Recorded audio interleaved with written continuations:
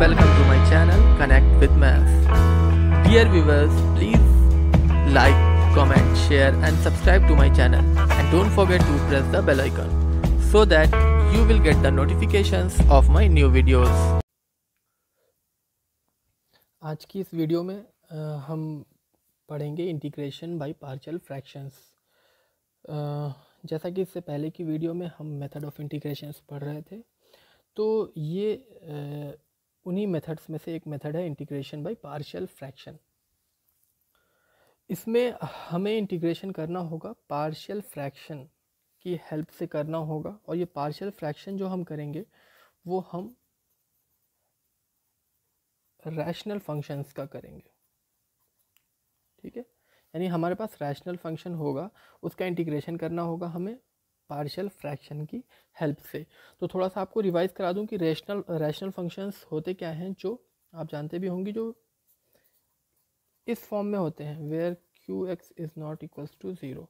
जो p by q के यानी न्यूमरेटर एंड डिनोमिनेटर के फॉर्म में होते हैं उसको हम रैशनल फंक्शंस कहते हैं। तो पी बाई क्यू के फॉर्म में इस तरह के फंक्शंस रैशनल फंक्शन होते हैं। तो रैशनल फंक्शंस भी दो तरह के होते हैं, एक होते हैं प्रॉपर और एक होता है इम्प्रॉपर। ये सारी चीज़ें आपको पता होगी, एक बार रिवाइज करा रहा हूँ क्योंकि इसमें हमें रैशनल फंक्शंस को ही डील करना है। तो प्रॉपर रैशनल फंक्शन वो होते हैं जिसमें जो न्यूमरेटर की डिग्री होती है, डिग्री इट मीन्स जो उसके ऊपर मैक्सिमम जो पावर होता है वो डिनोमिनेटर से क्या हो, लेस हो। ठीक है, तो ऐसे फंक्शंस को प्रॉपर रैशनल फंक्शंस कहते हैं। इम्प्रॉपर में जब न्यूमरेटर की जो डिग्री है वो इक्वल हो या ज़्यादा हो उसको हम इम्प्रॉपर रैशनल फंक्शंस बोलेंगे। ठीक है, फॉर एग्जांपल अगर इसका आप एक लेना चाहें तो सपोज़ कुछ इस तरह का ले सकते हैं कि x square plus 1 upon x cube plus 2x square plus 1। तो यहाँ पे इसकी जो डिग्री है यानी हाईएस्ट जो पावर है वो 2 है, और यहाँ पर जो हाईएस्ट पावर है वो 3 है। तो डिनोमिनेटर का ज़्यादा है और न्यूमरेटर का कम है। तो ऐसे जब इस तरह से होगा कि डिनोमिनेटर की जो डिग्री होगी वो ज़्यादा होगी न्यूमरेटर से, तो वो प्रॉपर रैशनल फंक्शंस होगा। वही इम्प्रॉपर में कभी ऐसा भी हो सकता है कि x cube plus 1 upon x cube plus x square plus 4x plus 5 इस तरह का हुआ कि दोनों की डिग्री सेम है तो भी वो इम्प्रॉपर होगा। या इस तरह से हो जाए कि x to the power 4 x square plus 1 upon x cube plus 2x square plus 5। ठीक है, तो ये दोनों केसेस में वो इम्प्रॉपर रैशनल फंक्शन होता है, और ये अगर न्यूमरेटर की डिग्री कम है डिनोमिनेटर से तो वो प्रॉपर रैशनल फंक्शन होगा। अब मैं ये एक्सप्लेन इसलिए कर रहा हूँ आपको कि सबसे पहले जब आप करेंगे तो आपको देखना होगा कि जो रैशनल फंक्शन है वो प्रॉपर है। जब आप इंटीग्रेशन करने जाएंगे तो आपको सबसे पहले ये माइंड करना होगा, देखना होगा कि वो प्रॉपर रैशनल फंक्शन है या इम्प्रॉपर रैशनल फंक्शन है। अगर प्रॉपर है तब तो आप इंटीग्रेशन या जो भी इसका मेथड है पार्शियल फ्रैक्शन का वो अप्लाई कर सकते हैं। लेकिन अगर वो इम्प्रॉपर हुआ तो आपको पहले इसको रिड्यूस करना होगा प्रॉपर में, यानी इस इम्प्रॉपर को प्रॉपर रैशनल फंक्शन बनाना होगा, और उसको आप लॉन्ग डिवीजन मेथड से बनाएंगे, यानी डिवाइड कर देंगे मेथड से आप इसको प्रॉपर बनाएंगे। फिर वो जब प्रॉपर में आ जाएगा तो फिर पार्शियल फ्रैक्शन का जो मेथड है आप उसको अप्लाई करेंगे। ठीक है, तो अभी आप इतना जानिए। अब चलते हैं अपने टॉपिक पे, पार्शियल फ्रैक्शन पे। देखिए, मेथड्स ऑफ पार्शियल फ्रैक्शन में 5 तरह के मेथड हैं। वन बाय वन हम इसको देखते हैं कि अगर कोई पार्शियल फ्रैक्शन इस फॉर्म में हुआ p x plus q upon x minus a x minus b, where a is not equals to b, तो उसका पार्शियल फ्रैक्शन हम जो करेंगे उसका जो मेथड होगा वो a upon x minus a plus b upon x minus b, इस तरीके से कर देंगे उसको, यानी डीकम्पोज कर देंगे इस रैशनल फंक्शन को पार्शियल फ्रैक्शन में। यानी इसको आपने पार्शियली फ्रैक्शन यानी अलग अलग कर दिया है। ठीक है, डिनोमिनेटर को अगर आप देखें तो वहीं कभी आपके सामने इस तरीके से अगर आ गया, ऐसा कोई रैशनल फंक्शन मिल गया, तो आपको कैसे करना है इसको डिकम्पोज, ए अपॉन एक कांस्टेंट लेके x minus a plus b upon x minus a का होल स्क्वायर। यहाँ पे आपको देखने में एक चीज़ समझ में आ रही होगी कि जो स्क्वायर होगा उसको पहले पार्ट में जब हम करेंगे तो उसका जस्ट एक बिना स्क्वायर वाला पार्ट लेंगे, और नेक्स्ट जब बी में लेंगे तो वो उसको स्क्वायर में लेंगे। कहने का मतलब ये है कि अगर स्क्वायर है किसी फैक्टर का तो उसको आपको 2 बार करना होगा, एक बार बिना स्क्वायर लेकर और सेकेंड टाइम उसको स्क्वायर लेकर। ठीक है, इसी तरीके से अगर आपको एक तीसरा मेथड है या तीसरी कंडीशन अगर इस तरह की आई कि स्क्वायर हो गया और बिना स्क्वायर का, यानी पावर 1 का भी हो गया अगर, तो इसको कैसे करेंगे। तो अगर आपने ये दोनों समझा है तो ये इसको भी कर लेंगे। अच्छा, एक चीज़ और है कि यहाँ पर आपको न्यूमरेटर से ज़्यादा मतलब नहीं होगा, ये चेंज हो नहीं हो उससे आपको कोई फ़र्क नहीं पड़ता, क्योंकि आपको डिनोमिनेटर से मतलब है यहाँ पर आपको। तो यहाँ पर आप क्या करेंगे, पहला टर्म स्क्वायर आ रहा है, ठीक है, तो पहला टर्म अगर स्क्वायर आ रहा है तो आपको a upon x minus a, यानी स्क्वायर है तो 2 बार लेना पड़ेगा, plus b upon x minus a whole square, यानी एक्स माइनस ए का होल स्क्वायर को आपने कर लिया जैसे ठीक यहाँ पर किया था। लेकिन अब जब इसकी बारी है तो आप इसको यहाँ पर एक और ऐड कर देंगे, सी एक्स माइनस बी। ये रूल्स हैं पार्शियल फ्रैक्शंस के कि आप रैशनल फंक्शन को इस तरीके से पार्शियल फ्रैक्शन में डिकम्पोज कर सकते हैं। फिर fourth one, p x square plus q x plus r, और कभी ऐसा हुआ कि x minus a, x minus b, x minus c, इस तरह का हुआ तो ये भी बहुत सिंपल है, सब अलग अलग एक एक पावर है तो ए बी सी लेके तीनों को अलग अलग कर देंगे।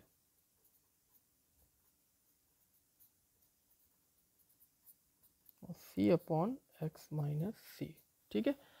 और ये जो लास्ट वन होगा ये तो बहुत ही क्लियर होगा आपको, लास्ट वन जो है वो p x square plus q x r upon x minus a x square plus p x plus c. यहाँ पर ये इंपॉर्टेंट है, थोड़ा अलग है। इसमें क्या करेंगे, पहले वाले को तो जैसे आप करते आ रहे हैं ए अपॉन एक्स माइनस ए कर देंगे इसको अलग करके, लेकिन जब दूसरे वाले को करेंगे और ये कुछ ऐसा क्वाड्रेटिक इक्वेशन होगा जिसको हम फैक्टराइज नहीं कर सकते, अगर इसको हम फैक्टराइज करते तो कुछ इस तरह से हो जाता फॉर्म में, पर कुछ ऐसे फंक्शंस होते, कुछ ऐसे क्वाड्रेटिक इक्वेशन होते हैं जो फैक्टराइज नहीं होते हैं। तो अगर इस तरह का है आपके पास कोई क्वाड्रेटिक इक्वेशन डिनोमिनेटर में जो फैक्टराइज नहीं हो रहा है, तो आपको उसको पार्शियल फ्रैक्शन में बदलने के लिए बी एक्स प्लस सी की हेल्प लेनी पड़ेगी, ठीक है। तो यहाँ पर ये चीज़ ध्यान देने लायक है कि अगर कोई डिनोमिनेटर में इस तरीके का है तो आपको ये फॉर्मूला अप्लाई करना होगा पार्शियल फ्रैक्शन के लिए। जहाँ तक मैंने अभी शुरू में कहा था कि ये आपको न्यूमरेटर से ज़्यादा मतलब नहीं है, लेकिन आपके दिमाग में आ रहा होगा कि यहाँ पर सिर्फ एक्स टू द पावर 1 में है और यहाँ से स्क्वायर में आ जा रहा है, ऐसा क्यों। तो जैसा कि अभी मैंने थोड़ी देर पहले आपको बताया था कि जो भी हम पार्शियल फ्रैक्शन करेंगे वो हम प्रॉपर फंक्शन का, प्रॉपर रैशनल फंक्शन का करेंगे। तो प्रॉपर रैशनल फंक्शन के लिए मैंने आपको बताया था कि जो डिग्री होनी चाहिए न्यूमरेटर की वो डिनोमिनेटर से क्या होनी चाहिए, कम होनी चाहिए। तो इसीलिए यहाँ पे देखिए 2 हो जा रही है, तो इसलिए यहाँ पे 1 लिया हुआ है। यहाँ पे भी डिग्री 2 है तो यहाँ पे 1 लिया हुआ है, लेकिन यहाँ पर अगर आप देखें तो 2 इसकी और 1 मल्टीप्लाई, यानी 3 डिग्री डिनोमिनेटर की 3 हो रही, इसलिए इसको इस फॉर्म में लिया जा रहा है, ठीक है। अब जितना मैंने आपको एक्सप्लेन किया है, ये जो जो मेथड्स हैं इसको आपको ध्यान में रखना होगा। आप इसको चाहें तो नोट भी कर लें कि किस तरह का होगा, तो किस तरीके से करेंगे। बहुत सिंपल है, अगर फैक्टराइज है, अलग अलग हैं, तो ए और बी का 2 अलग अलग कर लेंगे, एक इसका एक इसका। स्क्वायर में है तो उसको 2 बार करना पड़ेगा, ठीक है। और अगर इस तरीके का है तो आपको बी एक्स प्लस सी का फॉर्मूला लगाना पड़ेगा। अब मैं जो भी मैंने अभी आपको एक्सप्लेन किया है, मैं 2 क्वेश्चंस लूँगा और उससे आपके डाउट्स जो होंगे क्लियर हो जाएंगे जब हम ये सारी चीज़ों को क्वेश्चन में अप्लाई करेंगे। चलिए, क्वेश्चंस में मैंने जो पहला क्वेश्चन लिया है इसको ध्यान से देखिएगा, क्योंकि देखिए बहुत सारे क्वेश्चंस नहीं ले रहा हूँ मैं, बहुत सारे टाइप्स के क्वेश्चंस नहीं ले रहा हूँ, लेकिन ये जो मैंने सेलेक्ट किया है इससे आपके काफ़ी डाउट्स जो होंगे क्लियर हो जाएंगे। ज़्यादातर क्वेश्चंस ये कवर कर लेगा, इसलिए इसको आप ध्यान से देखिए। ये जो मैंने एक क्वेश्चन लिया है इसको हमें इंटीग्रेट करना है। ये देख के तो आपको लग रहा होगा कि ये रैशनल फंक्शन है, पी बाई क्यू के फॉर्म में है, दोनों पॉलिनोमियल है। तो सबसे पहले जब आपके पास क्वेश्चन आएगा तो आपको करना क्या है, आपको देखना है कि ये प्रॉपर है या इम्प्रॉपर रैशनल फंक्शन है। ठीक है, तो यहाँ तो देखिए दोनों की डिग्री किसको बोलते हैं, जो उस क्वाड्रेटिक इक्वेशन का या पॉलिनोमियल इक्वेशन का जो क्या होता है, जो हाईएस्ट पावर होता है वही उसकी डिग्री होती है। तो दोनों की डिग्री सेम है। अगर दोनों की डिग्री सेम है तो मैंने आपको बताया था कि वो इम्प्रॉपर रैशनल फंक्शन होगा, और उसको हमें क्या करना होगा, रिड्यूस करना होगा लॉन्ग डिवीजन मेथड से प्रॉपर में। तो पहला काम हमारा यही है, हमने देख लिया कि ये इम्प्रॉपर है, तो अब हम पहला काम करेंगे, इसको रिड्यूस करेंगे। चलिए रिड्यूस करते हैं। तो इसको रिड्यूस करने के लिए आपको क्या करना होगा, डिवाइड करना होगा। लॉन्ग डिवीजन मेथड में ऐसा ही होता है, x square minus 5x plus 6 से इसको हमें डिवाइड करना है। ठीक है, चलिए ऑब्वियसली जब हम इसको डिवाइड करेंगे तो 1 से ही करेंगे, क्योंकि पावर जो है स्क्वायर में है। तो -5x प्लस 6, इसको जब करें तो साइन चेंज होता है, ये प्लस हो जाएगा, ये माइनस, ये कैंसिल हो जाएगा, ये आएगा 5x माइनस 6 प्लस 1 5। ठीक है, ये हमने डिवाइड कर दिया तो ये आ गया। यानी आपने इसको क्या कर दिया है, इस इम्प्रॉपर को प्रॉपर बना दिया। कैसे बनाया है, एक्स स्क्वायर प्लस 1 को आपने यहाँ डिवाइड करके बना दिया है 1 प्लस 5x, ये रिमाइंडर, सॉरी ये क्वोटिएंट आपको यहाँ लिखना होता है, ये तो आप जानते ही हैं पहले से ही, इसलिए इसको बहुत ज़्यादा एक्सप्लेन नहीं कर रहा हूँ, बहुत ही बेसिक है वो। तो ये आपने ये जो इम्प्रॉपर था वो उसको आपने प्रॉपर बना दिया। ठीक है, ये बना दिया, पहला काम आपने कर दिया कि ये जो प्रॉपर में नहीं था, इम्प्रॉपर था, उसको आपने प्रॉपर बना दिया। अब जब आपने प्रॉपर बना दिया तो अब बारी आई पार्शियल फ्रैक्शन की। ठीक है, तो चलिए, यानी अब आपको इंटीग्रेट करना है 1 plus 5 minus 5x square minus 5x plus 6, यानी अब आपको इसको इंटीग्रेट करना है। अब अगर आप मेथड्स ऑफ पार्शियल फ्रैक्शन को देखें, अगर मेथड्स उसके देखें तो आपको यहाँ पर ऐसा मिलेगा कि वो जो है वो फैक्टराइज है, जो डिनोमिनेटर हैं वो फैक्टराइज हैं, जहाँ कि यहाँ पर आपका जो है ये फैक्टराइज नहीं। तो सबसे पहले हम इसको चेक करेंगे कि क्या ये फैक्टराइज हो सकता है या नहीं हो सकता है। ठीक है, तो इसको अगर हम देखें, फैक्टराइज करते हैं तो एक्स स्क्वायर यानी 6 है, ऐड करने पे 6 है तो 3 और 2 हो जाएगा इसका।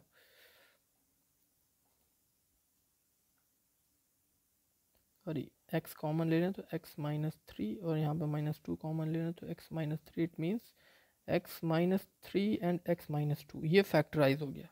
ठीक है, यानी ये फैक्टराइज हो गया। तो अब जब, क्योंकि मेथड्स हमारे फैक्टर के ही फॉर्म में हैं, तो हम इसको अब उसको चेंज करके फैक्टराइज फॉर्म में लिख देंगे। यानी ये फैक्टराइज हुआ x माइनस 3 और x माइनस 2 में। ठीक है, तो अब हमारा ये चेंज होके ये इंटीग्रेशन आ गया कि इसको इंटीग्रेट करना है। तो 1 को छोड़ के पहले हम इसी को कंसीडर कर रहे हैं। यहाँ तक तो बस हमने एक तरह से इसको छोटा किया है, सॉल्व किया है। अब बारी आ गई यहाँ से पार्शियल फ्रैक्शन की।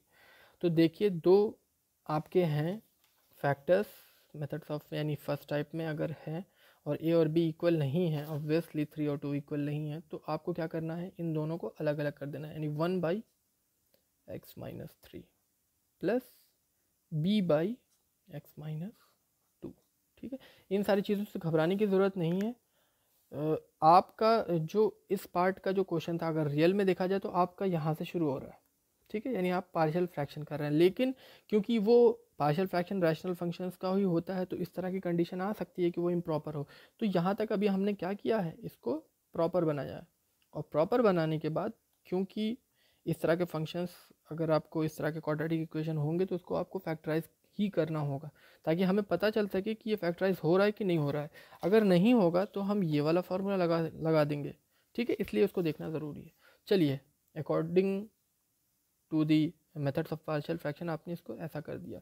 अब नेक्स्ट आपको क्या करना होगा, x-3 x-2 यानी ये जो डिनोमिनेटर है उससे मल्टीप्लाई करना होगा पूरे टर्म में। तो जब इस पर मल्टीप्लाई करेंगे तो ये पूरा कैंसिल हो जाएगा, इसमें करेंगे तो x-3 कैंसिल होगा तो x-2 बचेगा, इसमें करेंगे तो x-3 बचेगा। अब थोड़ा ब्रैकेट ओपन करेंगे आप, ये सब इसलिए किया जा रहा है कि आपका जो इंटीग्रेशन हो वो उस फॉर्म में आ जाए, जो आपके पास फार्मूले से उस फॉर्म में आ जाए, ठीक है। इस तरीके से कोई फार्मूला नहीं होता है। चलिए, 5x के टर्म को एक साथ रखते हैं, a प्लस b, और ये x हो गया, और जो बिना x का है उसको एक साथ रखते हैं, ठीक है।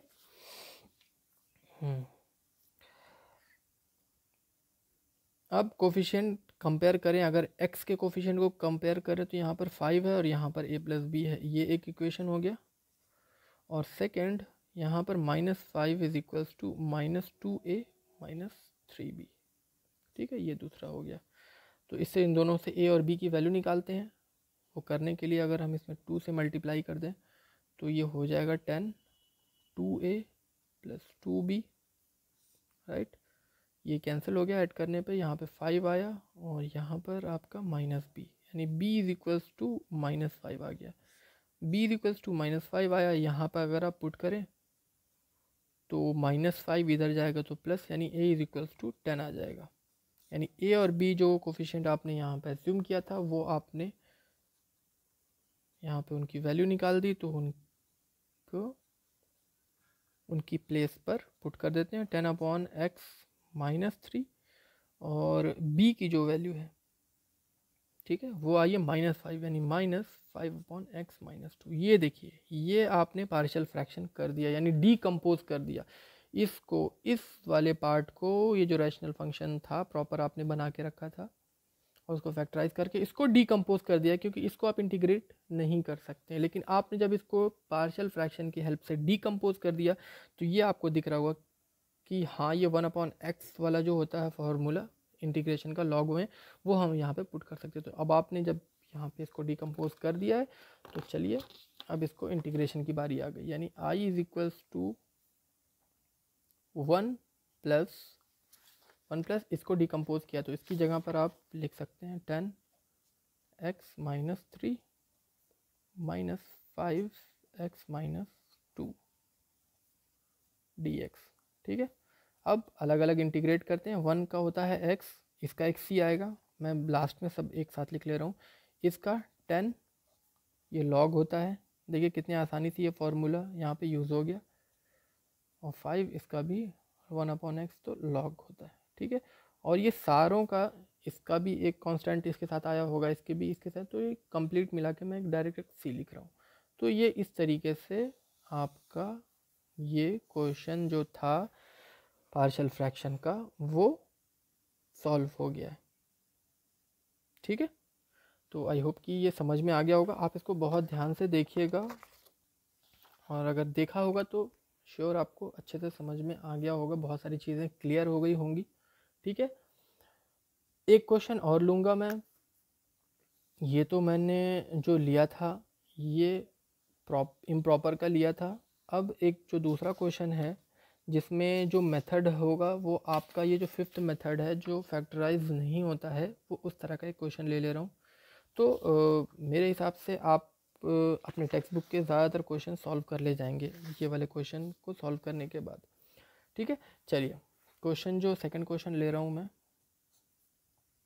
वो मैंने चूज़ किया है, find integration of x² plus 1/x plus 2 x² -1 dx, ठीक है। तो सबसे पहले आप क्या करेंगे, देखेंगे कि ये प्रॉपर है कि नहीं है। ऊपर की डिग्री 2, नीचे की 2 × 1 यानी 2 + 1 3, ठीक है, न्यूमरेटर की डिग्री कम है, डिनोमिनेटर की डिग्री एक ज़्यादा है, तो ये क्या है, ये प्रॉपर रैशनल फंक्शन है। जब प्रॉपर है तो आप अपना अप्लाई कर सकते हैं। ठीक है, दूसरी चीज़, अभी पार्शियल फ्रैक्शन से जाने से पहले आप ये देख लीजिए कि ये तो फैक्टर है, इसका है फैक्टराइज ऑलरेडी, ये स्क्वायर में ये फैक्टराइज हो सकता है कि नहीं हो सकता, तो ये सामने आपको दिख रहा है कि ये इसको हम और फैक्टराइज नहीं कर सकते एक्स स्क्वायर प्लस 1 को, तो नहीं कर सकते, तो फिर आपका फिफ्थ वाला जो मेथड है वो लगाना पड़ेगा। चलिए इसको सॉल्व करते हैं। X square plus 1, x square plus x plus 1 upon x plus 2 को, इसको हम डिकम्पोज कर रहे हैं पार्शियल फ्रैक्शन की हेल्प से। तो ए अपॉन पहले वाले को तो ए अपॉन एक्स प्लस 2 लिख रहे हैं, लेकिन क्योंकि दूसरा वाला जो है वो फैक्टराइज नहीं हो सकता, इसलिए बी एक्स प्लस सी लिखना पड़ेगा आपको। ठीक है, चलिए अब क्या करना होगा, जैसे पिछली बार में किया था लास्ट क्वेश्चन में, डिनोमिनेटर से मल्टीप्लाई कर देना है। तो यहाँ पर ये पार्ट बचेगा और बी एक्स प्लस सी वाले में एक्स प्लस 2 बचेगा। ठीक है, ब्रैकेट ओपन करते हैं ताकि कंपेयर कर सके कोफिशिएंट्स को, एक्स स्क्वायर एक्स और कांस्टेंट टर्म को। A x square plus a, इसको करें तो b x square plus 2bx plus c x plus 2c। ठीक है, एक्स स्क्वायर के कोफिशिएंट को अगर हम कंपेयर करें तो यहाँ पर आ रहा है आपका 1 is equals to a plus b, ये फर्स्ट एक बन गया इक्वेशन। एक्स के कोफिशिएंट को करें तो एक्स वाला आपको यहाँ दिख रहा है और यहाँ दो जगह दिख रहा है, तो 1 is equals to 2b plus c, ये सेकंड इक्वेशन बन गया। और कांस्टेंट में देखें तो 1 is equals to a plus 2c, right. चलिए अब इनको तीनों को सॉल्व करते हैं और ए बी सी तीनों की वैल्यू फाइंड आउट करते हैं। ठीक है,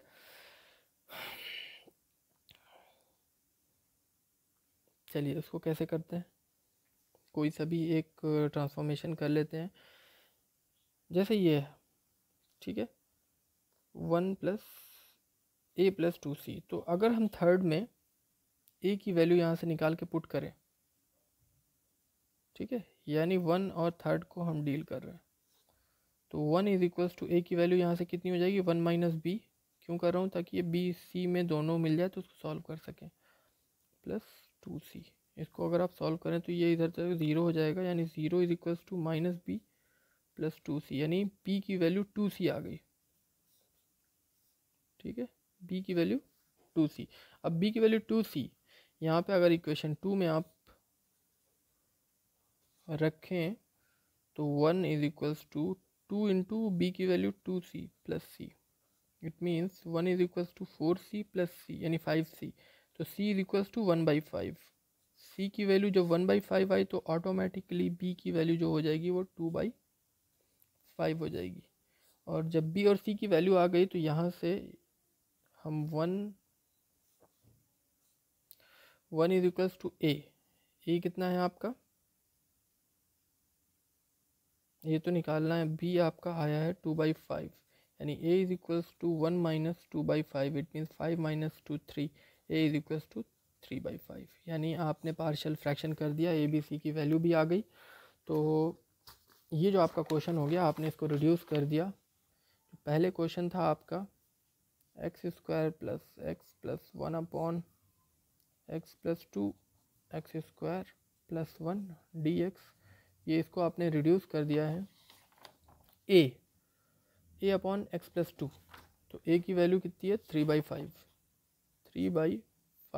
एक्स प्लस 2 प्लस बी की वैल्यू है 2 एक्स, सी की वैल्यू है 1, और ये क्योंकि 5 भी है सब में इसलिए 5 अलग से लिख दे रहा हूँ, एक्स स्क्वायर प्लस 1। ये आपने पार्शियल फ्रैक्शन करके इसको रिड्यूस कर दिया और ए बी सी की वैल्यू रख दी 2/5 और 1/5। ठीक है, चलिए अब इसको हम करते हैं। ये हमारे रडार में आ गया, हमारे जो फार्मूलेस के जो रडार हैं उसमें आ गया है ये, तो हम उसको आसानी से अब कर सकते हैं। थोड़ा सा इसको और अलग अलग करना पड़ेगा, ठीक है, क्योंकि अभी भी डिनोमिनेटर में इस तरीके से है, तो इसमें तो कोई प्रॉब्लम नहीं है, इसको ऐसे ही उतार ले रहे हैं, इंटीग्रेशन सब एक साथ करेंगे। 2x अपॉन 5x² प्लस 1, और इसको हो जाएगा 1 अपॉन 5x² प्लस 1। अब ये अलग अलग कर दिया मैंने, ठीक है। चलिए अब इंटीग्रेट करें अगर, तो देखिए क्या होता है। 3/5, ये 1 अपॉन एक्स का है तो ये log x प्लस 2, ये इंटीग्रेशन हुआ। इसका इंटीग्रेशन अगर आप देखें तो ये आपको, अगर आप इसको टी एज्यूम करें, यानी मेथड ऑफ सब्स्टिट्यूशन लगाने हैं अगर, तो लगाना पड़ेगा यहाँ पर। तो 2x अपॉन x² प्लस 1, यानी इसको अगर आप t एज्यूम कर लें, x² प्लस 1 को t एज्यूम कर लें, तो 2x dx is equals to dt, ठीक है। तो 2x dx की जगह पे dt रख दें और यहाँ पे t रख दें, तो कहने का मतलब ये log t हो जाएगा, और t जिसको एज्यूम किया वो ये हो जाएगा, ठीक है। अलग से इसलिए मैंने लिख दिया समझाने के लिए। तो ये log ऑफ x² प्लस 1, ठीक है, प्लस 1/5। ये जो होता है अगर आप ध्यान दें तो tan इनवर्स x² या 1 प्लस x² भी लिख सकते हैं इसको, उसमें कोई सॉरी tan इनवर्स x, इसको एक बार और साफ सुथरा लिख दे रहा हूँ मैं। इसमें अगर आप 1/5 कॉमन भी लेना चाहें तो ले सकते हैं।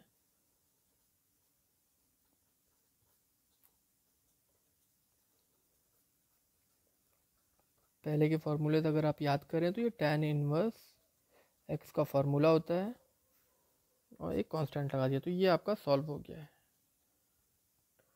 1 अपॉन 1 प्लस x² dx का ये फार्मूला होता है इंटीग्रेशन अगर आप करें तो tan inverse x plus c, ठीक है। तो ये जो दूसरा क्वेश्चन मैंने लिया, इसमें जो फिफ्थ पार्ट था कि आपको bx प्लस c के फॉर्म में पार्शियल फ्रैक्शन करना था, वो इस तरह का क्वेश्चन ले लिया ताकि आप जब इस तरह के क्वेश्चंस को भी कैसे सॉल्व करना वो समझ पाएँ। तो आई होप कि वीडियो समझ में आई होगी और आपको आपके डाउट्स क्लियर हो गए होंगे, और आप अपने टेक्स्ट बुक से क्वेश्चंस जो हैं आप इस वीडियो देखने के बाद जब आप सॉल्व करेंगे तो आपको कोई परेशानी नहीं होगी। आज की वीडियो में इतना ही। पार्शियल फ्रैक्शन हमने इसमें पूरा देख लिया है। नेक्स्ट वीडियो में अब इंटीग्रेशन बाय पार्ट्स हैं वो लेकर आऊँगा आपके लिए। Thanks for watching and take care.